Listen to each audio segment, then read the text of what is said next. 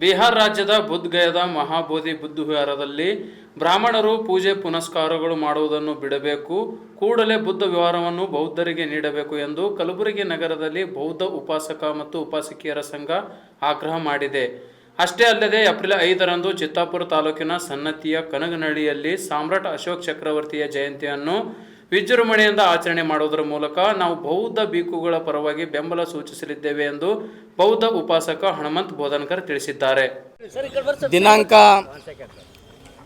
5/4/2025 ಚಿತ್ತಾಪುರ ತಾಲೂಕಿನ ಸನ್ನತಿಯ ಕನಗನಹಳ್ಳಿಯಲ್ಲಿ ಅಶೋಕ್ ಚಕ್ರವರ್ತಿಯ ಜಯಂತಿಯನ್ನು ಬೌದ್ಧ ಉಪಾಸಕ ಮತ್ತು ಉಪಾಸಕಿಯರ ಸಮಿತಿ ವತಿಯಿಂದ ನಾವು ಹಮ್ಮಿಕೊಂಡಿದ್ದೇವೆ. ಈ ಕಾರ್ಯಕ್ರಮದ ಉದ್ದೇಶ ಬಿಹಾರ ರಾಜ್ಯದ ಬುದ್ಧಗಯಾದ ಮಹಾಬೋಧಿ ಮಹಾವಿಹಾರ ಬೌದ್ಧರಿಗೆ ನೀಡಬೇಕೆಂದು ಆಗ್ರಹಿಸಿ ಹೋರಾಟ ಮಾಡುತ್ತಿರುವ ಬೌದ್ಧ ಭಿಕ್ಕುಗಳಿಗೆ ಬೆಂಬಲವಾಗಿ ಈ ಕಾರ್ಯಕ್ರಮವನ್ನು ನಾವು ಹಮ್ಮಿಕೊಂಡಿದ್ದೇವೆ. ಈ ಬುದ್ಧ ವಿಹಾರದಲ್ಲಿ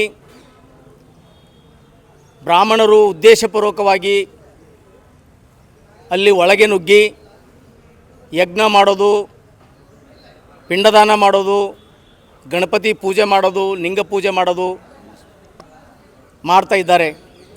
ಅದನ್ನು ವಿರೋಧಿಸಿ ಅದು ಬೌದ್ಧರಿಗೆ ಸೇರಿರ್ತಕ್ಕಂಥ ಸ್ಥಳ, ಆ ಸ್ಥಳದಲ್ಲಿ ನಿಮ್ಮದೇನು ಕೆಲಸ ಅಂಥೇಳಿ ನಮ್ಮ ಬೌದ್ಧ ಭಿಕ್ಕುಗಳು ವಿರೋಧ ಮಾಡಿ ಅವರಿಗೆ ಹೊರಗೆ ಹಾಕಲಿಕ್ಕೆ ಸರ್ಕಾರಕ್ಕೆ ಆಗ್ರಹವನ್ನು ಮಾಡ್ತಾ 1949ರ BT ಕಾಯ್ದೆಯನ್ನು ರದ್ದು ಮಾಡಬೇಕು. ಆ BT ಕಾಯ್ದೆ ಇರುವುದರಿಂದನೇ ಅವರಲ್ಲಿ ಒಳಗೆ ಬಂದೇನಪ್ಪ ಅಂತಂದರೆ ಈ ರೀತಿ ಪೂಜಾ ಪುನಸ್ಕಾರವನ್ನು ಮಾಡ್ತಾ ಇದ್ದಾರೆ. ಅದಕ್ಕೆ ಆ BT ಕಾಯ್ದೆ ರದ್ದು ಮಾಡಿ ಅಲ್ಲಿಯ ಆಡಳಿತ ಮಂಡಳಿ ಬೌದ್ಧರಿಗೆ ನೀಡಬೇಕು ಅಂಥೇಳಿ ದೊಡ್ಡ ಪ್ರಮಾಣದಲ್ಲಿ ಇಡೀ ರಾಷ್ಟ್ರಾದ್ಯಂತ ಮತ್ತು ವಿದೇಶದ ಗಳಲ್ಲಿ ಬೌದ್ಧ ಜನ ಏನಪ್ಪ ಅಂತಂದರೆ ದೊಡ್ಡ ಪ್ರಮಾಣದಲ್ಲಿ ಹೋರಾಟವನ್ನು ಮಾಡ್ತಾ ಇದ್ದಾರೆ. ಆ ಹೋರಾಟದ ಮುಂದುವರೆದ ಭಾಗವಾಗಿ ನಾವು 5ನೇ ತಾರೀಕು ಸನ್ನತಿಯಲ್ಲಿ ದೊಡ್ಡ ಪ್ರಮಾಣದ ಸಾಮ್ರಾಟ್ ಅಶೋಕ ಜಯಂತಿಯನ್ನು ಆಚರಣೆ ಮಾಡುವ ಮೂಲಕ ನಾವು ಕೂಡ ನಿಮ್ಮ ಬೆಂಬಲಕ್ಕೆ ಇದ್ದೀವಿ. ಬೌದ್ಧರ ಸ್ಥಳ ಬೌದ್ಧರಿಗೆ ಸೇರಬೇಕು ಅಂತೇಳಿ ನಾವು ಕೂಡ ಆಗ್ರಹ ಮಾಡ್ತೀವಿ. ಜೊತೆಗೆ ಆ ಸನ್ನತಿ ಅಭಿವೃದ್ಧಿ ಮಾಡ್ತಕ್ಕಂಥ ನಿಟ್ಟಿನಲ್ಲಿ ನಾವು ಸರ್ಕಾರಕ್ಕೆ ಒಂದು ಮನವಿ ಪತ್ರನೂ ಕೂಡ ಸಲ್ಲಿಸ್ತಕ್ಕಂಥ ಕೆಲಸನೂ ಕೂಡ ಅವತ್ತು ನಾವು ಮಾಡ್ತೀವಿ.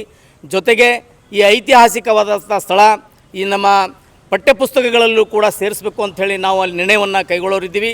ಆ ಒಂದು ಕಾರ್ಯಕ್ರಮಕ್ಕೆ ಜಿಲ್ಲೆಯ ಎಲ್ಲ ಬೌದ್ಧ ಅಭಿಮಾನಿಗಳು, ಅಂಬೇಡ್ಕರ್ ಅಭಿಮಾನಿಗಳು ಬರಬೇಕು ಅಂಥೇಳಿ ನಾವು ಬೌದ್ಧ ಉಪಾಸಕ ಉಪಾಸಕಿಯರ ಸಂಘದ ಪರವಾಗಿ ನಾವು ಜಿಲ್ಲೆಯ ಜನತೆಗೆ ನಾವು ವಿನಂತಿಯನ್ನು ಮಾಡಿಕೊಂಡು ಆಹ್ವಾನವನ್ನು ಮಾಡ್ತಾ ಇದ್ದೇವೆ. ಜೈ ಭೀಮ್.